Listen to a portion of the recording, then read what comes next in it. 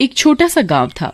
उस गांव के लोग जो मक्खन बनाते थे, वैसा मक्खन का स्वाद किसी और गांव में नहीं मिलता था। उस गांव के मक्खन की चर्चा दूर दूर तक फैली हुई थी।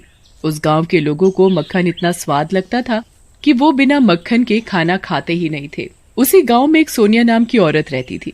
एक दिन सोनिया ने रात को मक्खन निकालकर उसे एक बर्तन में भरकर रसोई में रख देती है और सोने चली जाती है। उसके जाते ही चुड़ैल वहां आती है और सारा का सारा मक्खन लेकर चली जाती है।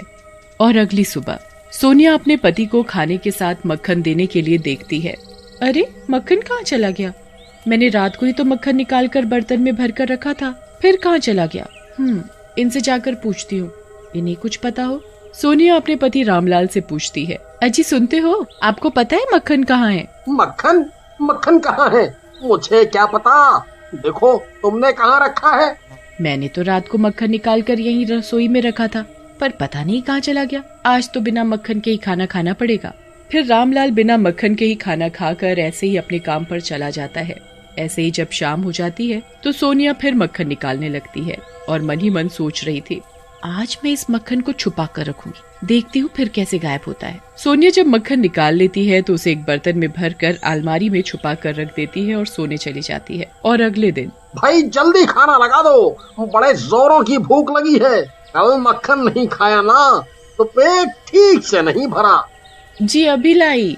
सोनिया थाली में खाना निकाल कर रख देती है और जैसे ही वो मक्खन निकालने के लिए अलमारी खोलती है, हे भगवान, यहाँ तो मक्खन ही नहीं है। ये क्या हो रहा है? मैंने तो मक्खन छुपा कर रखा था, फिर कहाँ चला गया? सोनिया बिना मक्खन लिए रामलाल के पास खाना लेकर चली जाती है और उसे खाने के लिए देती है। ये क्या? खाने में तो मक्खन ही नहीं है। मक्खन कहाँ है? पता नहीं कहाँ चला गया। रात को ही तो मैंने निकाल कर रखा था, पता नहीं कहाँ चला गया। मुझे लगता है कोई हमारा मक्खन चोरी करके तो नहीं ले जाता। बिना मक्खन के तो खाना स्वाद ही नहीं लगता। आज फिर बिना मक्खन के खाना पड़ेगा। रामलाल आज फिर बिना मक्खन के ही खाना खाकर चला जाता है। ऐसे ही गांव की एक औरत पूनम रात को मक्खन निकालकर रसोई में रख देती और सोने चली जाती है। उसके जाते ही चुड़ैल वहां आती है और सारा मक्खन चुरा कर एक गुफा के अंदर चली जाती है और उसका पुतला बनाने लगती है। अब मैं इस मक्खन से पुतला बनाऊंगी। चुड़ैल जब मक्खन से पुतला बना लेती है तो उसे देखकर जोरों से हंसने लगती है। बस इस पूर्णमासी की रात को इन पुतलों में जान डाल दूंगी और ये सभी पुतले भूत बन जाएंगे और फिर मैं इस पूरे गांव पर राज करूंगी। इसी तरह चुड़ैल रोज रात को उस गांव में आती। जब सब लोग सोए हुए होते तो वो चुपके से मक्खन चुरा कर अपनी गुफा में चली जाती और उस मक्खन से पुतला तैयार करती।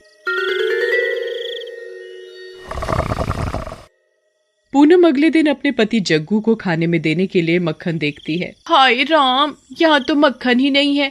लगता है रिंकू से रुका नहीं गया, वो सारा का सारा मक्खन अकेले ही खा गया। ये रिंकू भी ना। और फिर पूनम अपने पति जग्गू के पास बिना मक्खन के ही खाना लेकर जाती है। ये क्या? खाने में मक्खन नहीं है? वो लगता है रिंकू खा गया होगा। मैं अभी सोनिया भाभी से मक्खन मांग कर लाती हूँ। पूनम सोनिया के घर मक्खन मांगने जाती है। सोनिया भाभी, थोड़ा मक्खन मिल सकता है? वो क्या है ना, आज लगता है कि रिंकू सारा मक्खन खा गया है। अब आपको तो पता है कि ये बिना मक्खन के खाना ही नहीं खाते। सोनिया हिचकिचाते हुए, अब तुम्हें क्या बताऊं, मेरे यहाँ भी मक्खन नहीं है। पता नहीं कौन मेरा मक्खन चुरा कर ले जाता है। मैं रोज रात को मक्खन निकाल कर रखती हूँ और जब सुबह देखती हूँ तो मक्खन ही नहीं होता।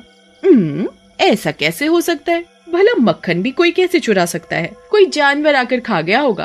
पहले मुझे भी ऐसा ही लगा था, पर अगले दिन मैंने मक्खन छुपा कर रखा था, फिर भी कोई चुरा कर ले गया। ये भी 2 दिन से बिना मक्खन के ही खाना खाकर जा रहे हैं। कोई बात नहीं सोनिया भाभी। फिर पूनम अपने घर चली जाती है और अपने पति को बताती है, आज बिना मक्खन के ही खाना खा लो। सोनिया भाभी के यहाँ भी मक्खन नहीं है। वो कह रही थी कि कोई उनका मक्खन चुरा कर ले जाता है। भला मक्खन भी कोई कैसे चुरा सकता है? इस गांव में मक्खन की किसी को कमी है क्या जो मक्खन चुरा रहा है? जग्गू मक्खन चुराने वाली बात का विश्वास नहीं करता और बिना मक्खन खाए ऐसे ही खेत पर काम करने चला जाता है और वहां जाकर उसे पता चलता है कि वो भी बिना मक्खन के खाना खा रहे हैं। उनके घर का भी मक्खन चोरी हो रहा है। दसुरा ऐसा कौन सा चोर है जो मक्खन चोरी कर रहा है? ऐसे ही गांव की एक और औरत रात को मक्खन निकाल कर एक ऊंची सी जगह पर रख देती है, जिससे कि किसी का भी हाथ उस तक ना पहुंच पाए, और फिर वो सोने चली जाती है। उसके जाते ही चुड़ैल आती है और मक्खन चुरा कर ले जाती है। और जब वो सुबह सोकर उठती है तो देखती है, हाय राम, मेरा मक्खन कहाँ गया? मेरा मक्खन भी कोई चुरा कर ले गया। अब मैं मुन्ने को रोटी किससे खिलाऊंगी? धीरे धीरे गांव के सभी घरों से मक्खन चोरी की खबर सब जगह फैल चुकी थी। सभी लोग आपस में बातें करते हैं। यार, समझ में नहीं आ रहा कि कौन हमारे घरों का मक्खन चुरा रहा है। कैसे पता चलेगा कि कौन चोर है? हाँ, एक काम हो सकता है, हम सब मिलकर रात को पहरा देंगे, फिर देखते हैं कौन मक्खन चुराने आता है। हाँ? तभी रामलाल और जग्गू भी कहते हैं कि ये सही रहेगा। फिर जैसे ही रात होती है, सभी लोग एक जगह इकट्ठा हो जाते हैं और छिपकर पहरा देने लगते हैं। और जैसे ही रात होती है, तभी वहाँ चुड़ैल आती है और मक्खन को चुराने लगती है। उसे देखकर सभी लोग डर जाते हैं। अरे, ये तो चुड़ैल है। अच्छा, तो ये हमारा मक्खन चोरी कर रही थी, और हम इसे पकड़ेंगे कैसे? ये तो हमें ही मार डालेगी। हाँ? पर हम कब तक ऐसे हाथ में हाथ धर कर बैठे रहेंगे?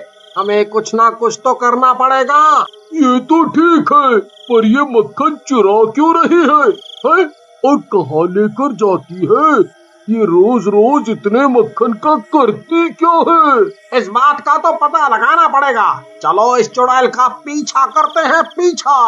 चुड़ैल मक्खन चुरा कर जाने लगती है तो सभी गांव वाले उस चुड़ैल का पीछा करते हैं। तो वो देखते हैं, हाँ, ये चुड़ैल तो गुफा के अंदर चली गई।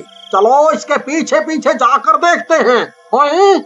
चुड़ैल के अंदर जाने के बाद सभी गांववासी चुड़ैल का पीछा करते हुए गुफा के पीछे एक पत्थर के पीछे छुप जाते हैं। सारे के सारे गांववासी छुपकर देख रहे होते हैं कि आखिरकार ये चुड़ैल मक्खन का करती क्या है। देखते ही देखते कुछ देर बाद गांववासी देखते हैं कि चुड़ैल गांववासियों के चुराए हुए मक्खन के पुतले बना रही है। कल पूर्णमासी की रात है। रात में जब आसमान में पूरा चांद निकला हुआ होगा, तभी मैं अपनी शक्तियों से इन पुतलों में जान डाल दूंगी और फिर इन सब भूतों से अपने इशारे पर काम करवाऊंगी। देखते ही देखते मेरी शक्तियां भी ताकतवर हो जाएंगी और फिर मुझे इन गांव पर कब्जा करने से कोई नहीं रोक सकता। चुड़ैल की ये बात सभी गांववासी सुन रहे होते हैं। अरे, ये चुड़ैल तो बहुत खतरनाक है। ये तो हमारा मक्खन भी चुरा कर ले गई और ऊपर से इसने हमारे ही गांव पर अपनी शक्तियों से सब लोगों को वश में करने का सोच रखा है। अरे भाई, हमें तो बहुत डर लग रहा है। ऐसे ही चलता रहा तो हमारी मौत को कोई नहीं टाल सकता। बस समझो कुछ ही दिन रह गए हैं हमारी इस खुशहाल जिंदगी के। अरे, तुम सब चिंता मत करो, ऐसे ही सब गांव वासियों की जान खतरे में नहीं आने दूंगा। भाई, पर हम करेंगे भी तो करेंगे क्या? मेरी तो सब कुछ समझ से बाहर जाता जा रहा है। अरे, मेरी बीवी सोनिया के मायके में एक बहुत बड़ा तांत्रिक है, वो ही अब हमारी मदद कर सकता है। हाँ, ठीक है भाई, हम सब समय खराब ना करते हुए तांत्रिक के पास चलते हैं। वैसे भी हमारे पास बहुत कम समय है। कल तो ये चुड़ैल वैसे भी अपनी शक्तियों से हमें वश में करना चाहती है।